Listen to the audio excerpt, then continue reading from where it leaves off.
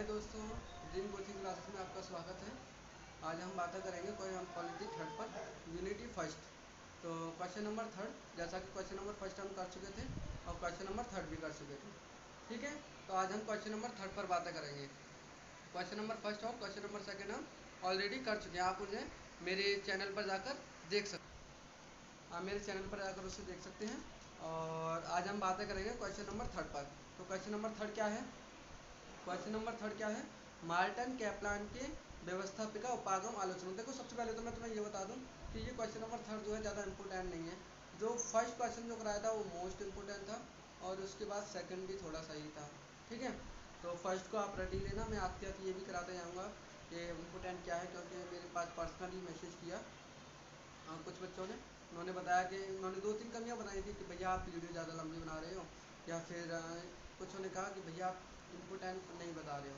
तो ठीक है, फिर भी मैं कोशिश कर रहा हूँ कि आपको ये बता सकूँ। ये ज़्यादा मार्टिन कैप्लान का ज़्यादा इम्पोर्टेंट क्वेश्चन नहीं है, लेकिन फिर भी हमें पढ़ लेना चाहिए। जल्दी से जल्दी इसकी समझी हम देख लेंगे। ठीक है, तो देखो, मार्टिन कैप्लान अंतर्राष्ट्रीय राजनीतिक व्यवस्था सिद्धांत। इन्होंने क्या किया? अंतर्राष्ट्रीय व्यवस्था सिद्धांत दिया था मार्टिन कैप्लान ने। तो मार्टिन कैप्लान ने अंतर्राष्ट्रीय पढ़ते हैं अंतर्राष्ट्रीय क्या मार्टिन कैप्लान ने अंतर्राष्ट्रीय क्षेत्र में व्यवस्था सिद्धांत को लोकप्रिय बनाने का विशेष योगदान है। ठीक है, इन्होंने क्या दिया? कोई सिद्धांत दिया और इसके अनुसार क्या हुआ कि जो अंतर्राष्ट्रीय है वो क्या हुआ? लोकप्रिय बन गया वो सिद्धांत अंतर्राष्ट्रीय में। कैप्लान ने शक्ति राजनीति की धारणा को स्वीकार कर अंतर्राष्ट्रीय राजनीतिक व्यवस्था पर कुछ विशिष्ट आत्मनियामक विशेषताएं बताई हैं। मार्टिन कैप्लान का अंतर्राष्ट्रीय राजनीतिक व्यवस्था सिद्धांत अनेक सैद्धांतिक मान्यताओं पर आधारित है। इन मान्यताओं के आधार पर कैप्लान ने अंतर्राष्ट्रीय राजनीतिक व्यवस्था के 6 प्रतिमानों की कल्पना की है, जो निम्नलिखित हैं। ठीक है, इन्होंने क्या किया? 6 प्रतिमान बताने की कोशिश की है। और वो छः जो प्रतिमान है वो किस तरीके से, अब हम देखते हैं इन्हें। ठीक है, नंबर एक जो है, नंबर एक है शक्ति संतुलन व्यवस्था। ठीक है, नंबर एक क्या है? शक्ति संतुलन व्यवस्था। उनके 6 प्रतिमान है ना, 6 में से नंबर एक क्या है? शक्ति संतुलन व्यवस्था। इसे पढ़ लेते हैं जल्दी से। कैप्लान की शक्ति संतुलन व्यवस्था 18वीं शताब्दी में और 19वीं शताब्दी में बीच प्रचलित हुई थी। ठीक है, ये भी प्रचलित कब हुई थी? 18वीं और 19वीं शताब्दी के बीच में प्रचलित हुई थी। और शक्ति संतुलन के सिद्धांत से मिलती जुलती है। इनकी जो ये जो है वो किससे है? शक्ति संतुलन व्यवस्था जो है, जो शक्ति संतुलन का सिद्धांत है उससे क्या है? मिलती जुलती है। ठीक है, इसमें राजनीतिक उपपत्ति का क्या होता है? अभाव होता है। जो राजनीतिक उपपत्ति है, ठीक है, उसमें क्या होता है? इसका अभाव होता है। और इसमें दो प्रकार से कार्य क्या करते हैं? कार्यकर्ता होते हैं। इसमें क्या होते हैं? दो प्रकार के कार्यकर्ता होते हैं। दो प्रकार के कैसे होते हैं इसे हम अभी देखते हैं। इसे थोड़ा मैं बड़ा कर लेता हूँ इधर में। हाँ, अब ठीक है। ठीक है, तो इसमें दो प्रकार के कार्यकर्ता होते हैं। तो आवश्यक कार्यकर्ता होता है और एक अन्य लघु कार्यकर्ता होता है। ठीक है, एक तो आवश्यक कार्यकर्ता और एक अन्य लघु कार्यकर्ता। एक्चुअली क्या है, अमेरिका, रूस, चीन और फ्रांस, ब्रिटेन जो थे, इसमें क्या है? आवश्यक कार्यकर्ता हैं लघु, लेकिन कुछ कार्यकर्ता जो इनसे अलग होते हैं उन्हें लघु कार्यकर्ता होते हैं, छोटे छोटे देशों में सम्मिलित किए जाते हैं। हम इसे पढ़ते हैं। देखो, अमेरिका, रूस, चीन, फ्रांस, ब्रिटेन आदि आवश्यकता क्या है? आवश्यक कार्यकर्ता हैं। अन्य लघु कार्यकर्ताओं में छोटे छोटे देशों को सम्मिलित किया जाता है। समझ में आया कि जो बड़े बड़े देश हैं उन्हें क्या करते हैं? आवश्यक कार्यकर्ता कहते हैं, और जो छोटे छोटे देश हैं उन्हें क्या कहते हैं? लघु कार्यकर्ता कहते हैं। कैप्लान ने शक्ति संतुलन व्यवस्था को 6 अपरिहार्य नियम बताए। उन्होंने क्या किया? 6 अपरिहार्य नियम बताने की कोशिश की। उन्होंने कहा 6 नियम के अनुसार हम इसे समझ सकते हैं। कौन से 6 नियम है? नंबर एक है, प्रत्येक आवश्यक कार्य को अपनी क्षमता बढ़ानी चाहिए, किंतु युद्ध के बजाय समझौते का सहारा लेना चाहिए। उन्होंने नंबर एक बहुत अच्छी बात कही। उन्होंने कहा कि हर एक कार्यकर्ता क्या है? उसे अपनी क्षमता बढ़ाना चाहिए, अपनी पावर को बढ़ानी चाहिए, अपनी कैपेसिटी को बढ़ानी चाहिए। लेकिन कैपेसिटी बढ़ाने का मतलब ये नहीं तुम युद्ध करो। युद्ध की जगह क्या है? समझौते का सहारा लेना चाहिए। नंबर दूसरी बात कही है, तो समझौते के कारण अपनी क्षमता को बढ़ाना कठिन हो तो युद्ध का सहारा लेना चाहिए। यदि इत्तेफाकन से ऐसा हो कि समझौता कर रहे हो, उससे क्या तुम्हारी कैपेसिटी नहीं बढ़ रही, उसकी तुम्हारी पावर नहीं बढ़ रही है, तो भाई युद्ध हो सकता है। इस कंडीशन में तुम युद्ध लड़ सकते हो। नंबर तीसरी बात कही उन्होंने, किसी आवश्यक कार्यकर्ता को समाप्त करने के स्थान पर युद्ध बंद कर देना चाहिए, अधिक अच्छा होता है। तो यदि आवश्यक कार्यकर्ता है, आवश्यक कार्यकर्ता जो अमीर अमीर जो मेन देश है, ठीक है, अमेरिका, रूस, चीन, फ्रांस वगैरह जो है, ब्रिटेन वगैरह ये हैं, ये किसी जो देश है, इन्हें क्या करना चाहिए? ये युद्ध को क्या करना चाहिए, समाप्त करने की कोशिश करनी चाहिए, बढ़ाने की अपेक्षा इन्हें बंद कर देना चाहिए। अंतर्राष्ट्रीय व्यवस्था में इन्होंने नेक्स्ट पॉइंट बताया, अंतर्राष्ट्रीय व्यवस्था में यदि कोई विशेष कार्यकर्ता या उनका कोई विशेष संगठन आधिपत्य स्थापित करना चाहता हो, उसमें सफलता प्राप्त करे तो उसका विरोध करो। उन्होंने कहा था जो अंतर्राष्ट्रीय व्यवस्था है, यदि कोई कार्यकर्ता क्या है उसमें क्या करे, आधिपत्य स्थापित करे, आधिपत्य मतलब डोमेन बनाना चाहिए उसे, अपना वहाँ पर शासन व्यवस्था बनानी चाहे, उसे मतलब गुलाम बनाना चाहिए तरीके कह सकती हो उसका। तो क्या हो कि वहाँ पर क्या करना चाहिए, उसका विरोध करें, उसका क्या करें, विरोध करें। इसी के साथ इन्होंने और करने की कोशिश की कि नंबर 5 क्या कहें, विरोध करें, यदि कोई कर्ता या कर्ताओं का समूह अंतर्राष्ट्रीय सिद्धांत का पोषण करे तो उसे वैसा न करने के लिए बाध्य करें। ठीक है, क्या करे, यदि कोई कर्ता हो या कर्ताओं का समूह हो, ठीक है, कोई कर्ता हो या कर्ताओं का एक समूह हो, वो क्या करे, जो अंतर्राष्ट्रीय नियम है, अंतर्राष्ट्रीय सिद्धांत है, उसका उल्लंघन करे या उसका पोषण करे, उसे ऐसा उल्लंघन करे तो उसे रोकना चाहिए और उसे मनवाने के लिए क्या करना चाहिए, बाध्य करना चाहिए कि भाई ये नियम है, तुझे मान्य है। ठीक है, उसके बाद इन्होंने छठा पॉइंट बताया, पराजित या अवरुद्ध आवश्यक राष्ट्रीय कार्यकर्ताओं को व्यवस्था में फिर से प्रवेश देना चाहिए, सभी आवश्यकर्ताओं का सहयोगी मानना चाहिए। समझ में आ गया, जो पराजित या अवरुद्ध आवश्यक राष्ट्रीय कार्यकर्ता हैं, जो कार्यकर्ता पराजित हो गए हैं, उसे फिर से प्रवेश देना चाहिए और उसे क्या करना चाहिए, अपना सहयोगी मानना चाहिए, ना कि उससे अलग व्यवहार, अलग तरीके से तुम व्यवहार करो। ठीक है, इसके बाद नंबर फर्स्ट पॉइंट हो गया हमारा। नंबर फर्स्ट पॉइंट में हमारे 6 पॉइंट थे और फर्स्ट पॉइंट कौन सा था, नंबर फर्स्ट पॉइंट था तुम्हारा शक्ति संतुलन की व्यवस्था, शक्ति संतुलन व्यवस्था आती है। अब देखते हैं हम किसमें, शिथिल ध्रुवीय व्यवस्था। शिथिल ध्रुवीय व्यवस्था क्या है, देखो शिथिल ध्रुवीय व्यवस्था द्वितीय महायुद्ध के पश्चात स्थापित शक्ति संतुलन व्यवस्था में सन है, देखो कितना अच्छा यूज किया, मैंने कहा था ना कि हिंदी वर्ड, हिंदी वाकई बड़ी कठिन होती है, हिंदी जो यूज करते हैं ना, ऐसे ऐसे वर्ड यूज करते हैं शायद हमें भी नहीं पता। सन है मतलब धीरे धीरे, सन है का मतलब क्या होता है, धीरे धीरे, कभी भी क्या हो, धीरे धीरे सन है शिथिल ध्रुवीय व्यवस्था बनती चली गई। शिथिल ध्रुवीय व्यवस्था में, शिथिल का मतलब क्या होता है, अभी समझाऊंगा मैं। शिथिल ध्रुवीय व्यवस्था में महाशक्तियों के चरों और लघु शक्तियों निर्गुट राज्यों का समूह गिर रहा है, और जिसमें निर्गुट राज्यों का एक गुट सा होने के कारण दो बड़ी शक्तियां शिथिल बनी रहती हैं। यह व्यवस्था शक्ति संतुलन व्यवस्था से भिन्न है। शक्ति संतुलन के विपरीत शिथिल ध्रुवीय व्यवस्था में एकीकरण की भूमिका समझौता कराने का भूमिका है। इस भूमिका को अदा करने वाला राष्ट्र स्वयं निर्गुट होता है, प्रतियोगी गुटों में समझौता कराने की भूमिका अदा करता है। शिथिल ध्रुवीय व्यवस्था में प्रत्येक गुट का एक प्रधान कार्यकर्ता है। इसमें कई प्रकार के कार्यकर्ता होते हैं, जैसे गुटीय कार्यकर्ता, जैसे अमेरिका और रूस, चीन, गैर सदस्यीय कार्यकर्ता, निर्गुट राष्ट्र। लेकिन शक्ति संतुलन व्यवस्था में आवश्यक राष्ट्र कार्यकर्ताओं की भूमिका क्या है, प्रभावकारी होती है। देखो इन्होंने कहा कि हमेशा क्या होता है, जैसा तुम्हें पता है द्वितीय विश्व युद्ध के बाद क्या हुआ, एक ऐसी इकोनॉमिक्स, एक ऐसी व्यवस्था उभर कर आई कि सारे देश क्या हुआ, दो तरफ जा रहे थे, या तो रूस की तरफ, सोवियत संघ की तरफ, या फिर अमेरिका की तरफ, तो गुट जो है बन गए थे।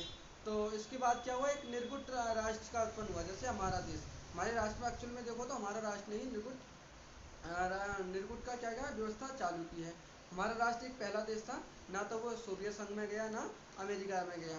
तो एक इसने ऐसा क्या किया, एक ऐसी व्यवस्था उत्पादित की जो निर्गुण थी, ना तो किसी का, ना तो वो सोवियत संघ में थी ना अमेरिका में। ठीक है, ना सोवियत संघ के गुट में थी ना अमेरिका के गुट में थी, दोनों से क्या थी, वो अलग थी। ठीक है, निर्गुण थी। तो इस तरीके से क्या है, तीन हो गई। अब देखो निर्गुण जो थे, वो इन निर्गुण अलग होने से क्या हुआ, इन दोनों की शिथिलता आ गई, इनमें क्या धीरे हो गई है कि भाई हमें ज़्यादा पावर तो आई नहीं, ज़्यादातर देश क्या हुआ निर्गुण में जाने लगे, क्योंकि इसका जाए तो इसका बड़ा और इसका जाए तो भाई इसका बड़ा। दोनों बहुत से देशों ने क्या किया, निर्गुण में आना अच्छा सोचा, इसलिए क्या हुआ, ये दोनों शिथिल हो गए। लेकिन संतुलन व्यवस्था में जो है, वाकई जो देखा जाए तो राष्ट्रीय कार्यकर्ता की भूमिका प्रभावकारी रहती है। राष्ट्रीय कार्यकर्ता मतलब जो मेन पावर में होता है, उसकी क्या करती है, भूमिका प्रभावकारी होती है। ठीक है, अब देखो ये कह रहा है आगे कि जो कैप्लन साहब हैं, कैप्लन ने शिथिल द्विध्रुवीय व्यवस्था के 12 नियम बताए। जो कैप्लन है, कैप्लान ने कितने बताए? 12 नियम बताए हैं।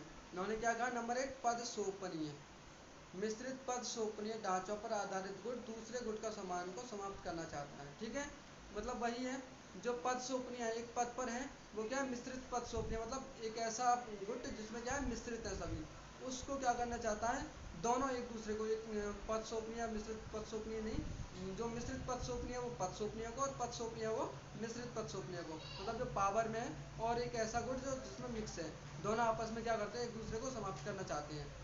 पद सोपनीय तथा मिश्रित पद सोपनीय दोनों पर आधारित गुट युद्ध के बदले समझौता करना चाहते हैं। वे बड़े युद्ध के बदले छोटे युद्ध लड़ना तथा विपक्षी गुट को समाप्त करने में असफल होने की बजाय निर्धारित खतरों तथा लागत को ध्यान में रखते हुए बड़ी लड़ाई चाहेंगे। ये बात समझ में आ गई तुम्हारे? हमेशा ये क्या करते हैं? बड़ी लड़ाई लड़ने की कोशिश करते हैं। इसके बाद क्या है? जिस एक गुट के सभी कार्यकर्ता दूसरे गुट के कार्यकर्ताओं की अपेक्षा अपनी क्षमता बढ़ाना चाहेंगे। अश्रृंखलावादी ढांचों में आधारित गुट के बदले समझौता करना, अपनी क्षमता बढ़ाना, क्षमता बढ़ाने में असफल होने पर छोटी लड़ाई लड़ना चाहेंगे, किंतु सदैव क्या करना चाहेंगे? लड़ाई ही लड़ना चाहेंगे।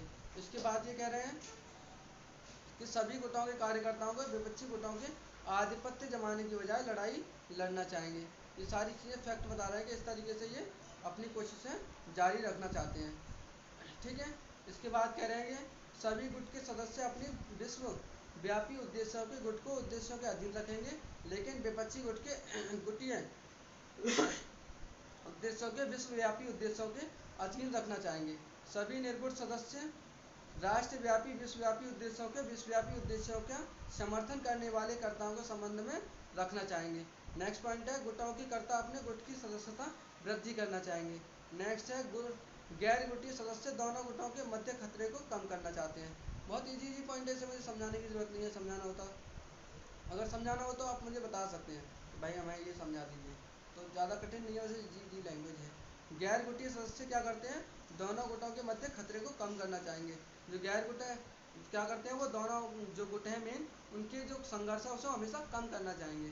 नेक्स्ट क्या है? विश्वव्यापी कर्ता की भूमिका अदा करने के लिए स्थिति को छोड़कर अन्य स्थितियों में गैर गुटीय कर्ता किसी भी गुट का समर्थन नहीं करना चाहेंगे। ठीक है, यदि विश्वव्यापी कोई बात है उसमें तो समर्थन करेंगे वो, लेकिन ऐसी बात नहीं है हर किसी में किसी न किसी का सपोर्ट करेंगे। वो हमेशा क्या करेंगे? निष्पक्ष रहेंगे, वो किसी का सपोर्ट नहीं करेंगे, किसी भी गुट का समर्थन नहीं करेंगे। इसके बाद कह रहा है वो विश्वव्यापी उद्देश्यों को समर्थन करता दोनों गुटों के पारस्परिक विरोध को कम करना चाहिए। ये बात हो गई। विश्वव्यापी उद्देश्यों को समर्थन करता गुटीय सदस्यों को तब एकताबद्ध करना चाहेंगे जब कोई गुट खुले रूप से शक्ति का प्रयोग जैसे प्रतिकूलगामी कार्य करना चाहेंगे। ये समझ में आ गई। जो विश्वव्यापी उद्देश्य है, विश्वव्यापी जो उद्देश्य है उसके समर्थन के लिए क्या करते हैं? वो किसी भी गुट का समर्थन कर सकते हैं, जैसे मैंने तुम्हें बताने की भी कोशिश की थी। ठीक है, इसके बाद कह रहा है कि शिथिल द्विध्रुवीय व्यवस्था में बहुत स्वामित्व होता है जब विश्वव्यापी उद्देश्यों के समर्थकर्ता अपनी भूमिका ठीक से निर्वाह करता है, तो यह व्यवस्था विश्वव्यापी अंतर्राष्ट्रीय व्यवस्था में बदल जाती है। ठीक है, जब भी शिथिल द्विध्रुवीय व्यवस्था जो है बहुत स्थायित्व में आ जाएगी, तो क्या हो जाएगी? व्यवस्था किसमें बदल जाएगी? अंतर्राष्ट्रीय व्यवस्था में ऑटोमेटिकली चेंज हो जाएगी। इसके बाद तीसरा पॉइंट आया हमारा दृढ़ ध्रुवीय व्यवस्था। नंबर 1 पॉइंट हम करा चुके, नंबर दूसरा पॉइंट करा चुके, नंबर तीसरा क्या है? यह एक प्रकार की शिथिल ध्रुवीय व्यवस्था है या इसका रूप है, या तो इसे शिथिल ध्रुवीय व्यवस्था कह लीजिए या उसका रूप कह लीजिए। इसमें गैर गुटीय या विश्वव्यापी उद्देश्यों के समर्थित देशों में सदस्यों का या तो पूर्ण लोप हो जाता है या फिर वे महत्वपूर्ण हो जाते हैं। ठीक है, या महत्वहीन हो जाते हैं। गैर गुटीय सदस्य क्या हो जाता है? इसमें एक कंडीशन ये बता रहा है, या तो वो पूर्णतः लोप हो जाएगा गैर गुट का, ठीक है, यदि वो कमजोर होता है तो या तो उसका लोप ही हो जाएगा या फिर उसका कोई महत्व ही नहीं रहेगा। इस व्यवस्था में मध्यकालीन संबंध भूमिकाओं का अभाव होता है। इसमें क्या करते हैं? वही ज़्यादातर ऐसी कंडीशन में आते हैं जो जो दो मेन गुट हैं उनमें क्या करते हैं? ये संबंध बनाने की कोशिश नहीं करते। ठीक है, इसके बाद जिससे दुष्क्रियात्मक तनावों के बढ़ने की संभावना रहती है, इसलिए द्विध्रुवीय व्यवस्था में स्थायित्व का अभाव रहता है। ये समझ में आ गया? ये क्या करते हैं? हमेशा ये कोशिश करते हैं कि इनमें जो है क्या ना हो, मिलाप ना हो, और इस तरीके से क्या वो इस तरह कंडीशन में आ जाते हैं। उसमें क्या स्थायित्व का अभाव रहता है इसका। नेक्स्ट थर्ड पॉइंट आ गया। थर्ड क्या है? दृढ़ ध्रुवीय व्यवस्था। नंबर चौथा है विश्वव्यापी अंतर्राष्ट्रीय व्यवस्था। अब देखिए इस व्यवस्था में विश्वव्यापी उद्देश्यों के समर्थनकर्ताओं तथा गैर गुटियाकर्ताओं का प्रधानता होती है। इसमें कर्ताओं का व्यक्तित्व बना रहता है तथा वे अधिकतम शक्ति प्राप्त करने का भी प्रयत्न करते रहते हैं। राष्ट्रीय कार्यकर्ता अपने उद्देश्यों के विश्वव्यापी अंतर्राष्ट्रीय व्यवस्था के क्या करते हैं, अंतर्राष्ट्रीय व्यवस्था के ढांचे के अंदर ही सिद्ध करने का प्रयत्न करते हैं। विश्वव्यापी व्यवस्था के समक्ष राष्ट्रीय हितों का गौड़ माना जाएगा तथा सभी कार्यकर्ता अपने उद्देश्यों की सिद्धि के लिए शांतिमय साधनों का आश्रय लेंगे। राष्ट्रों के मध्य होने वाले संघर्षों के नियमों का अनुसार निश्चित किया जाएगा। इसमें विश्वव्यापी कर्ता जैसे संयुक्त राष्ट्र संघ इतना शक्तिशाली होता है जैसे राष्ट्रीय कर्ताओं के बीच होने वाले, ठीक है, सुबह से ही मैं क्लास ले रहा हूँ तो इसीलिए ऐसा है। ओके, तो युद्धों को रोका जा सकता है। विश्वव्यापी अंतर्राष्ट्रीय व्यवस्था एक अंतर्राष्ट्रीय व्यवस्था के समान है किंतु व्यवस्था परिसंघात्मक होती है। जब अंतर्राष्ट्रीय व्यवस्था के पास समुचित शक्ति नहीं होती है तब यह व्यवस्था अस्थायी रहती है। इसका स्थायित्व इस तथ्य पर निर्भर नहीं रहता कि इसकी क्षमताओं एवं राष्ट्रीयकर्ताओं का क्षमताओं ठीक अनुपात है या नहीं। ठीक है, इसके बाद ये कोशिश है कि सोपनीय अंतर्राष्ट्रीय व्यवस्था। सोपानीय व्यवस्था भी एक अंतर्राष्ट्रीय व्यवस्था ही है। इसमें एक विश्वव्यापी कर्ता प्राय समस्त विश्व को समेट लेता है और केवल एक राष्ट्र बाहर रह जाता है। यह सोपानीय व्यवस्था निर्देशात्मक और गैर निर्देशात्मक दोनों प्रकार की हो सकती है। यदि यह किसी निरंकुश राजा जैसे किसी राष्ट्रीयकर्ता द्वारा की गई विश्व विजय परिणाम हो तो निर्देशात्मक, यदि वह लोकतांत्रिक प्रचलन नियमों पर आधारित है तो गैर निर्देशात्मक कहलाती है। क्योंकि इस व्यवस्था में एकीकरण की मात्रा अधिकतम होती है, इसे काफ़ी स्थायित्व रहता है। ये बात समझ में आ गई कि हमेशा एक ऐसा गुट जो क्या करे, स्वप्निर्देशात्मक व राष्ट्रीय कार्यकर्ताओं द्वारा जो विजय परिणाम है उसमें क्या करे, अपना एक निश्चित इकाई रखे, निश्चित क्या करे, या फिर तुम कह सकते हो निश्चित स्थिर रहे, तो क्या हो सकता है, वो अपना स्थायित्व को बनाए रख सकता है। इसके बाद करा इकाई वीटो अंतर्राष्ट्रीय व्यवस्था। इकाई वीटो क्या है? इकाई वीटो अंतर्राष्ट्रीय व्यवस्था का मुख्य तत्व यह है कि प्रत्येक राज्य दूसरे राज्य को नष्ट कर देने की पुष्टि से समान रूप से सक्षम होते हैं। इसमें सभी कार्यकर्ताओं की क्षमता लगभग समान होती है। यदि एक कर्ता दूसरे आक्रमण पर विजय करना चाहता है तो उसे नष्ट भी किया जा सकता है। इस व्यवस्था में सभी कर्ता अपनी सुरक्षा के लिए अपनी सामर्थ्य पर निर्भर रहते हैं। इस व्यवस्था में सभी कर्ता अपनी सुरक्षा के लिए अपनी सामर्थ्य पर निर्भर रहते हैं। ये दो बार लग गया, कोई बात नहीं। यह व्यवस्था पारस्परिक धमकी पर आधारित होती है। इस व्यवस्था में दुष्क्रियात्मक तनाव अधिक बने रहते हैं। जब सभी कर्ता धमकियों का मुकाबला करने को तैयार रहते हो तभी इकाई वीटो अंतर्राष्ट्रीय व्यवस्था स्थायित्व रह सकती है। इसमें स्वयं को नष्ट करने के लिए खतरा रह सकता है। जब सभी कार्यकर्ता पास आणविक शस्त्र जैसे हथियार हों जिनके प्रत्येक कर्ता दूसरे को नष्ट करने में समर्थ हों तभी इस प्रकार की व्यवस्था स्थापित हो सकती है। ठीक है, इसमें ये कहने की कोशिश कर रहा है कि हमेशा कोई राष्ट्र जब दूसरे राज्य को क्या करे, डोमेन बनाने की कोशिश करे, तो हम क्या कर सकते हैं, उसे भी नष्ट कर सकते हैं। इसमें एक दूसरे के पास इतनी पावर हो जाती है क्योंकि हम क्या कर रहे हैं, अब मिलकर चल रहे हैं, इसीलिए हम उसे रोक सकते हैं और अपने स्थायित्व को बनाए रखने की पूरी कोशिश कर सकते हैं। यदि कोई राष्ट्र किसी नियम को नहीं मान रहा तो हम उसे मनवा भी सकते हैं क्योंकि हम यूनिट हैं। ठीक है, एक है। नेक्स्ट ये कोशिश कर रहा है कि मार्टिन कैपलान के अंतर्राष्ट्रीय व्यवस्था का सिद्धांत निम्नलिखित आधार पर आलोचना की गई। कैपलान के द्वारा अंतर्राष्ट्रीय 6 प्रतिमान बताए गए हैं बंटवारे का। उन्होंने क्या कहा, नंबर 1 सॉरी बंटवारे का माना है। ठीक है, इन्होंने 6 प्रतिमान बताए थे ना, शुरुआत में हमने पढ़े थे, तो एक तो वो थे और ये गलत है। दूसरा है, इन्होंने मतलब गलत नहीं है, इन्होंने आलोचना की है इस बात पर। कैपलान ने अंतर्राष्ट्रीय व्यवस्था में 6 प्रतिमानों के 2 भिन्न कसौटियों के आधार पर अलग अलग वर्गों में बांट दिया। इन्होंने क्या किया, 2 अलग अलग वर्गों में बांट दिया। ये भी इसकी क्या हुई, कमी हो गई। इस संबंध में प्रतिमानों के आधार पर कैपलान ने भविष्य में अंतर्राष्ट्रीय व्यवस्था का एक सामान्य सिद्धांत बनाने का प्रयास किया, जबकि भविष्य की संभावनाएं क्या रहती है, व्यक्त करना अत्यंत कठिन है। भविष्य की जो संभावना है वो अत्यंत कठिन होती है, लेकिन उन्होंने क्या किया, भविष्य की भी इस तरीके से उन्होंने बताया कि इस तरीके से अगर हम करेंगे तो इस तरीके से हो सकता है। तो ये भी क्या है, उन्होंने आलोचना के रूप में लिया है। कैपलान की अंतर्राष्ट्रीय व्यवस्थाओं में क्रमशः पहले से छठे की ओर चलने की प्रवृत्ति दिखाई देती है।